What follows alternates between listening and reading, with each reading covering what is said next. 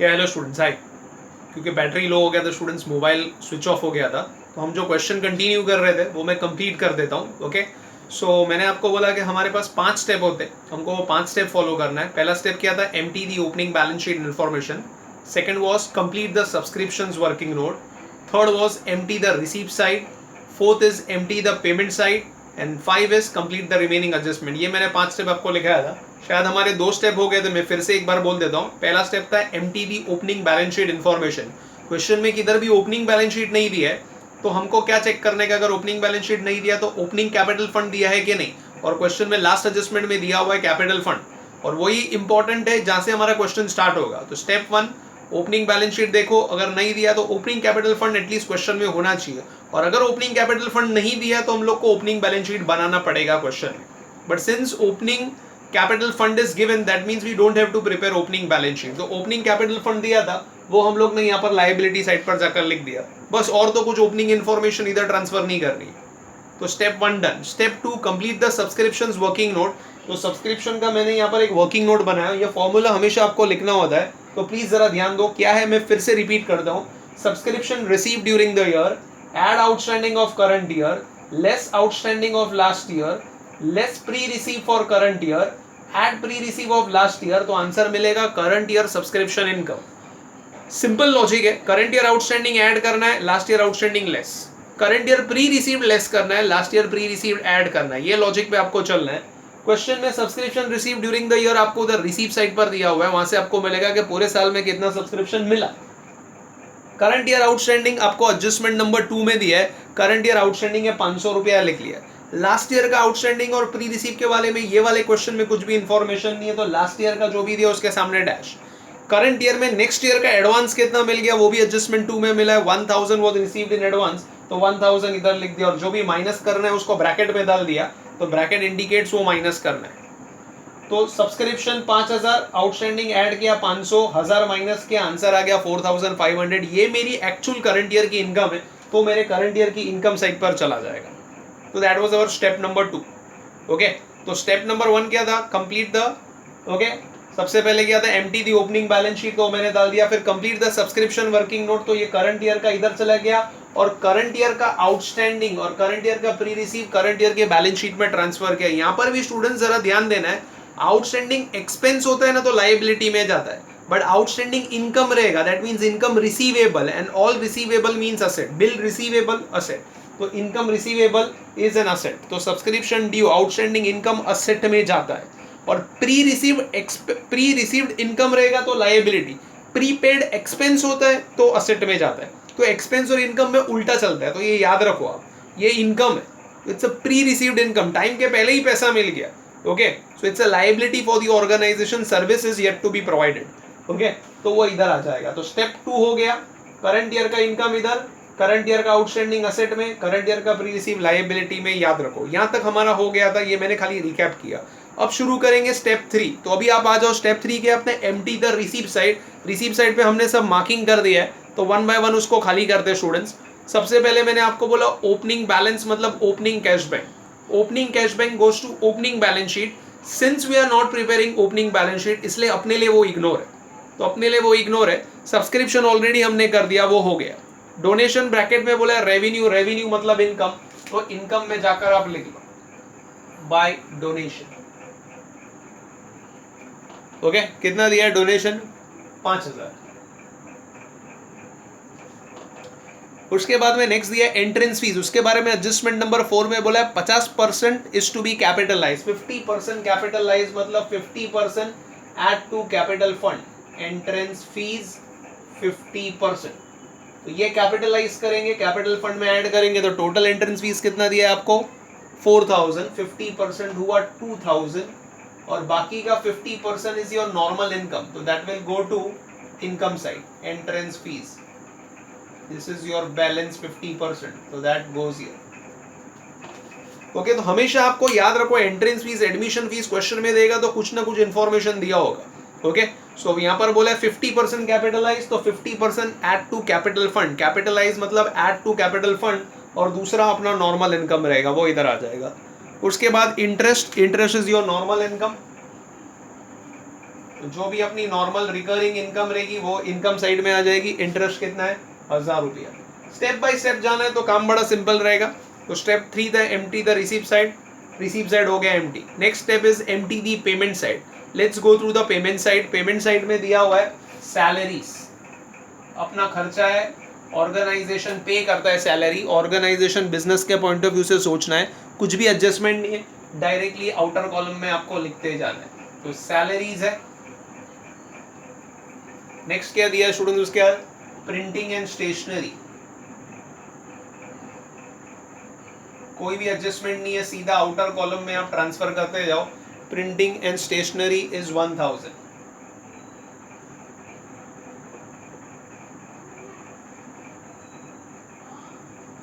Next क्या दिया है स्टूडेंट्स? उसके बाद में कमीशन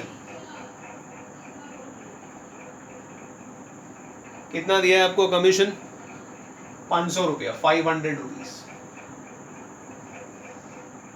फिर दिया है रेंट इज 2000।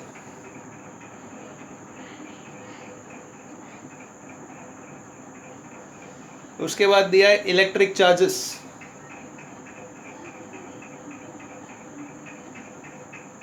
अभी शॉर्ट फॉर्म चलेगा स्टूडेंट्स, एग्जाम में सब प्लीज फुल फॉर्म लिखना आप। 1500। After that electricity charges we have furniture will go to balance sheet asset and I think so उस पर डेप्रीसिएशन का एडजस्टमेंट है। सो इनर कॉलम में लिखते, जब आएगा डेप्रीसिएशन जब देख लेंगे। सो 8000 इन the inner column, leave one line. उसके बाद क्लोजिंग बैलेंस दिया है। Closing balance means closing cash bank, और हम लोग क्लोजिंग बैलेंस शीट बना रहे तो क्लोजिंग कैश बैंक भी लेंगे। ओपनिंग हम बना रहे नहीं थे इसलिए ओपनिंग इग्नोर था, क्लोजिंग हम बना रहे तो closing will consider. So cash bank दिया हुआ है क्योंकि रिसीप्ट एंड पेमेंट अकाउंट में बाय बैलेंस कैरिड डाउन मतलब closing balance of cash bank 1000 रुपया। It's our asset.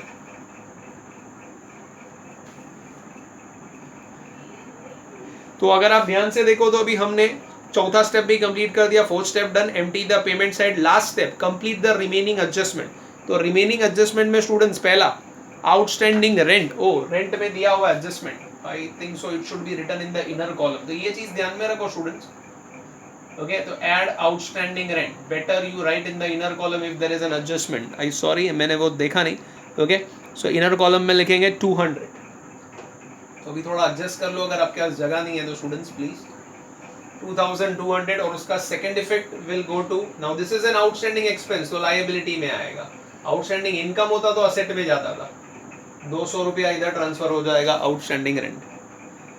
सब्सक्रिप्शन का तो स्टूडेंट्स हमारा हो गया एडजस्टमेंट। डेप्रीसिएशन का एडजस्टमेंट दिया है एट द रेट 8%। फर्नीचर पे 8% लेना है, कुछ नहीं बोला, means furniture is purchase on the first day तो पूरे साल का डेप्रीसिएशन आएगा।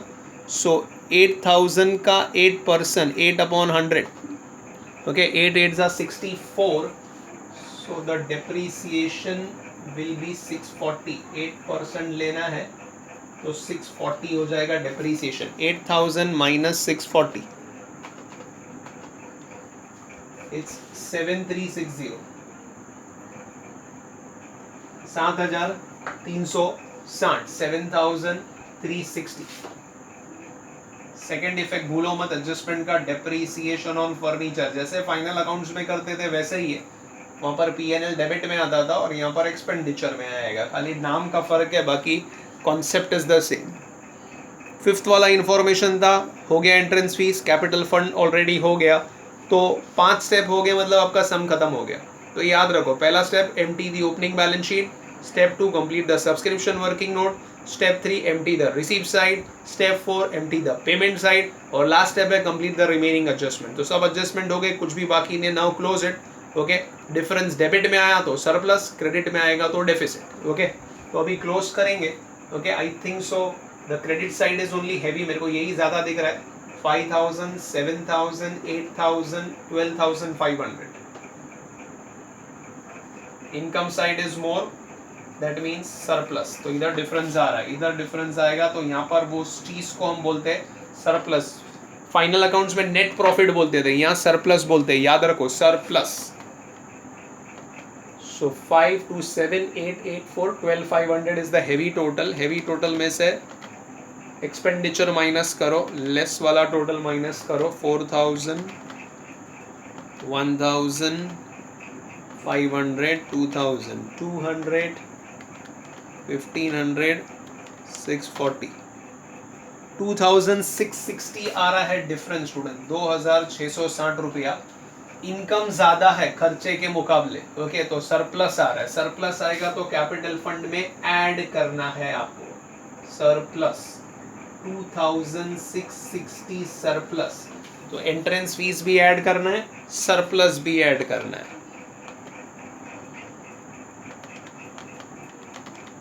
सो कैपिटल फंड आपका आउटर कॉलम में आ जाएगा 7660। Now total out, okay, your balance sheet should tally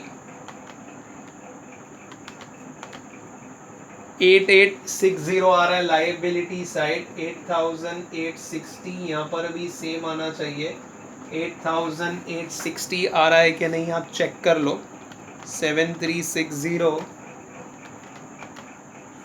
yes student it is tallied. Okay, तो बैलेंस शीट टैली होना चाहिए, दैट इज अ कंफर्मिटी, यही कंफर्मिटी कि हमने सही किया हुआ है स्टूडेंट्स। तो 5 स्टेप बराबर आप फॉलो करो, ये क्वेश्चन दोबारा एक बार करना। ओके, तो नेक्स्ट टाइम से हम लोग 2-2 क्वेश्चन करेंगे। मैं वापस एक बार रिपीट करता हूँ, सबसे पहले empty the opening balance sheet information, question में अगर ओपनिंग बैलेंस शीट दिया है तो उसमें से जो जो काम की चीज़ें वो हम इधर ट्रांसफर करते हैं, बट यहाँ क्वेश्चन में ओपनिंग बैलेंस शीट नहीं दिया है, और अगर ओपनिंग बैलेंस शीट नहीं दिया तो फिर हमको कम से कम कैपिटल फंड तो चाहिए ही क्वेश्चन स्टार्ट करने के लिए। तो कैपिटल फंड आपको लास्ट में दिया है तो वो इधर ट्रांसफर कर दिया, तो पहला स्टेप हो गया। स्टेप 2 सब्सक्रिप्शन का वर्किंग नोट, ये फॉर्मूला आप लिख लो। ओके, यहाँ से जो इनकम आएगी वो इनकम साइड पे जाएगी, और करंट ईयर का आउटस्टैंडिंग, करंट ईयर का pre receive will go to current year का balance sheet, outstanding income, income receivable will go to asset, pre received income will go to liability. Step 2 हो गया। Step 3 receive side खाली करो, step 4 payment side empty करो, किस पे भी adjustment है टिक मार के, इनर कॉलम टिक नहीं आउटर कॉलम। जैसे ये क्वेश्चन में रेंट पे एडजस्टमेंट था, हम भूल गए, तो उसमें पहले ही मार्किंग करने का ताकि याद रहे। So rent in the inner column, बाकी सब सीधा आउटर कॉलम। रिसीव साइड हो गया, पेमेंट साइड हो गया, last step complete the remaining adjustment. तो वो एडजस्टमेंट्स के आप कितने इफेक्ट दोगे, 2-2 इफेक्ट देते जाओगे। तो 2 इफेक्ट जैसे आप दोगे एडजस्टमेंट्स के, ओके, वो 2 एडजस्टमेंट के 2-2 इफेक्ट जैसे फाइनल अकाउंट्स में देते हैं वैसे ही आपको देना है। एक बार वो हो गया कंप्लीट द रिमेनिंग एडजस्टमेंट, आपके 5 स्टेप हो गए, बस आपका सम हो गया, आप टोटल करके खाली चेक कर लो।